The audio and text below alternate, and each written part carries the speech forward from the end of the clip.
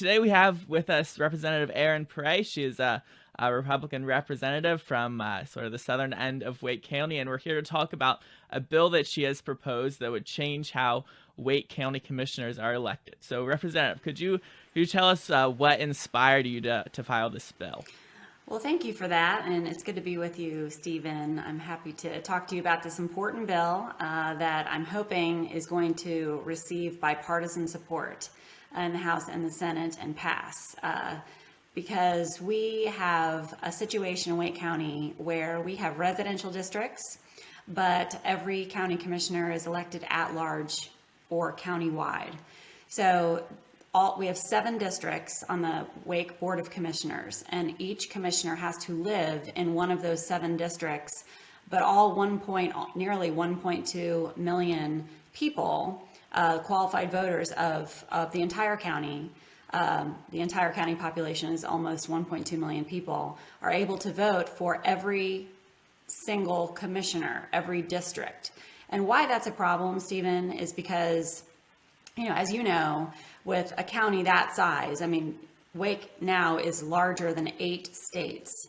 We have a very diverse county. We are rich in communities of interest, and it's so important for people of a specific district to be able to pick through a fair election who is going to represent them and their interests in their part of the county on the Wake Board of Commissioners. So it really is a good government move, and it is meaningful for people who really want a voice on the county commission when it comes to those issues that are specific to their part of the county. Okay, so you mentioned the size of the county. Over 1 million residents, huge. Larger than the whole state of North Carolina when the country was founded. So even with this proposed change, to sort of use the current districts, that each district is electing their own commissioner and making their his nonpartisan.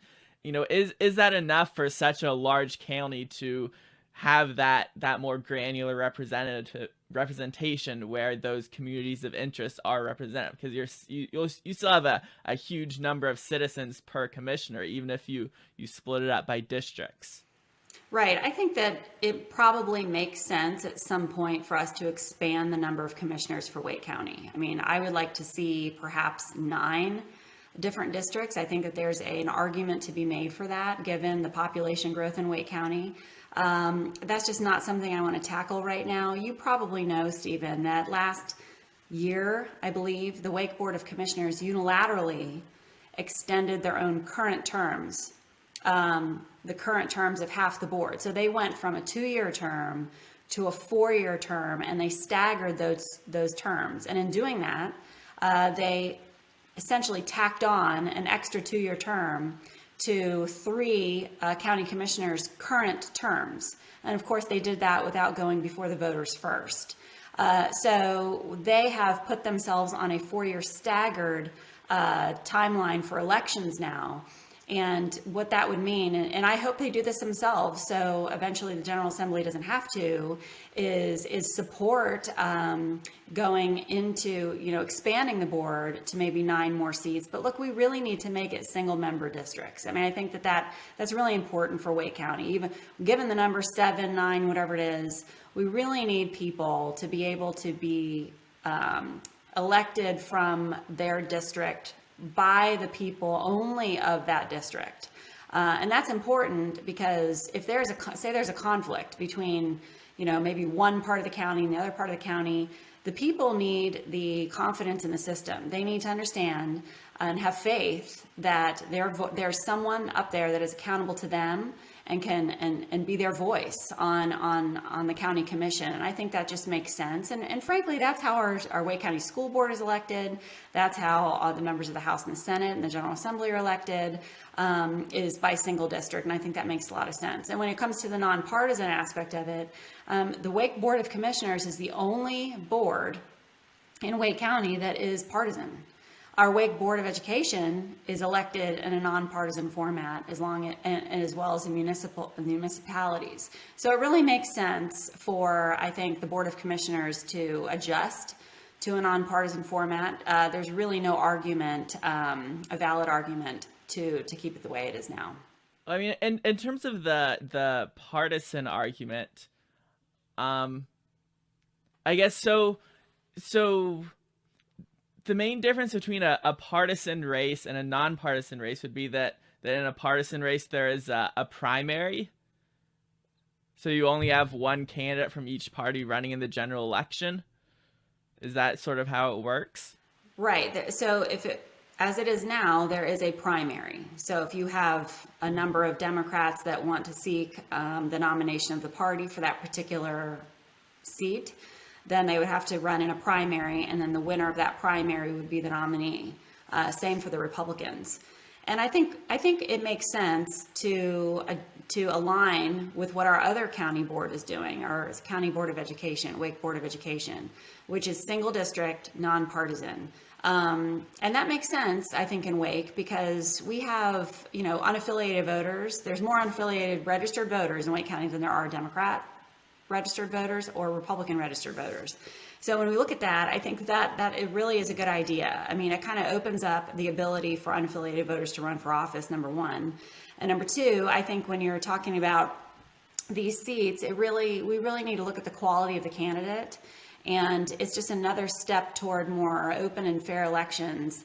And I think that makes sense. It's working fine for our Wake Board of Education. I think it's a good idea for Wake County. It may not be a great idea for every county, of course, or even another county. But I think in Wake County, the way we do it with our county boards and boards located within Wake County, it does make sense for the Wake Board of Commissioners to not be the only outlier anymore. Yeah, so that was one of the questions I was going to get to, is that, across the state we have, 100 counties. There's different ways they're elected, by district, at large, some combination of the two. So why is this an issue that why shouldn't the General Assembly just say, okay, if districts are the best way to elect county commissioners, then all the counties should do it this way? Well, there is no one size fits all, Stephen, of course. I mean, when you look at how different the state is as a whole, I mean, you have some urban areas, some urban counties, very rural counties. Some counties are very small in population. Some are gigantic in population, like Wake. So, and very diverse, like Wake is. So I don't think you can really put a one size fits all approach, especially from the General Assembly dictating that statewide. I mean, you have 100 counties, like you said, and I think it just depends on the specifics and the circumstances of that particular area, what is right for that county. And I think we see that happening all over the state. I mean, there is no one rule fits all approach to how any county commissioner or board of education is elected. And I think that's okay. And I think that shows that, we really need to leave this up to what's right for each specific and particular county to decide what's right for that county. And I just don't really see an argument for not having this single electoral district format, nonpartisan, for Wake County. I think it's a good idea for us. It may not be a good idea for another county. It may not be a good idea for any other county, but it's a good idea for Wake County. And I think that there's a lot of support for it, and I look forward to this bill passing. Okay, so you make a good point. Wake County is very large. I believe it's currently the largest. There are some very small counties. So if this is a plan of organization that is the best for Wake County specifically, will this be something that can be presented to the Wake County voters directly through some sort of referendum so that they can directly decide how they want to be represented on their county commission? Well, I think that their representation is in the General Assembly, obviously, and on the Board of Commissioners. And I think that they go to vote at election time to elect who represents them on every one of these boards. I have to remind you, when it comes to a referendum, that the Wake Board of Education unilaterally gave themselves a pay raise without going before the voters at all. They extended their own current terms, they extended the length of their terms and the cycle in which they were elected without going before the voters at all in any kind of referendum. So if you're going to measure the importance of a referendum by other important issues that have come before the Board of Commissioners, I don't think a referendum is really on the top of mind for our Wake Board of Commissioners on those two very important issues that really affect voters directly and their pocketbooks directly in some cases. So the way I look at it, Stephen, is that this is a good time to do the right thing. And this bill is the right thing, and it is before the members of the General Assembly right now. So I just encourage my colleagues, especially those from Wake County, to not delay, to consider the merits of this and take that opportunity right now to do the right thing, which is, respect a voter's need and their right to be able to have a voice on the Wake Board of Commissioners that represents them and their specific area, not the entirety of the entire county. Okay, so I guess one question I would have, there's been a lot of debate about gerrymandering. Usually in North Carolina, it's been Democrats accusing the Republicans of gerrymandering. So how do we ensure that that the districts that the Wake County commissioners are being elected from don't end up being gerrymandered? To ensure, in this case, so it would probably be ensuring that more Democrats are elected.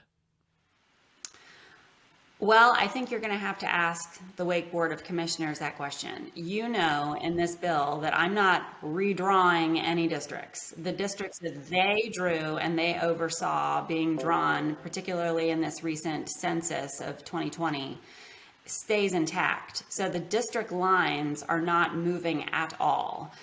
With this bill. This bill, HB 99, also does not change the term length or the frequency in which we are electing our county commissioners. So all this bill does is requires the people of a district to be able to elect the representative that represents them where they live in their district. And that's how the Wake Board of Education is elected, and the North Carolina House and Senate is elected. And I think, and any other city within Wake County that has districts, they're elected that way too. There's no reason why the Wake Board of Commissioners should not be elected that way and elected at large. So, but your question about district lines, that is the best to be posed to the members of the Board of Commissioners who they themselves oversaw that process. Okay. So I guess last question, are you optimistic about this bill being passed? I'm optimistic about this bill being passed. I think that there's going to be some vigorous debate about it. I think that there's a lot of people mulling this over right now. Look, at the end of the day, there really is no argument against we need to have more people than a constituent base of a member of Congress voting on each one of these members of the Wake Board of Commissioners. If you really think about that, Stephen, if you vote countywide for every commissioner, that means that each one of the 7 Wake Board of Commissioners has a constituent base larger than that of a member of Congress. That doesn't make any sense. It also doesn't make any sense that when you have a county that's larger than 8 states and all commissioners are running countywide, that's like running a governor's race, essentially. That is ridiculous. So what we need to do is take a common sense, reasonable approach to this, which is what this bill does. And that just says single member electoral districts. It gives people a voice. It gives them local representation, which these local boards are supposed to do. And I think that takes us away from these concerns of taxation without representation. And frankly, there are some communities within my district, particularly in the unincorporated area, that really rely on a county commissioner that's looking out for them, particularly when our MPO, our Metropolitan Planning Organization, has to vote on projects that could really alter in a major way the lives of some of these folks. The board of that MPO that makes these decisions is made up of mayors and a county commissioner from each county within that jurisdiction. The people in the unincorporated area, they can't vote for a mayor. They don't live in the city jurisdiction. They should be able to vote for a representative on the Wake Board of Commissioners that is accountable to them. And they don't have the faith right now that that's happening. And I'll tell you why. Did you know that back in 2014, the winner of the race for District 2 Board of Commissioners lost the vote of District 2, but won a seat to the commission based on the vote of all the other districts outside of District 2. So given that reality, how can we really say that the people of District 2, the voters there, have the confidence that their representative in that scenario is really up there speaking for them and accountable to them, when in that case, it was the voters not in District 2 that really had elected that member of the Board of Commissioners? It doesn't make sense. This bill fixes it. And I think that when we take a common sense approach to fixing problems like this, that we will see it prevail at the end of the day. Okay. Well, thank you for coming on. Thank you. Talk to you later.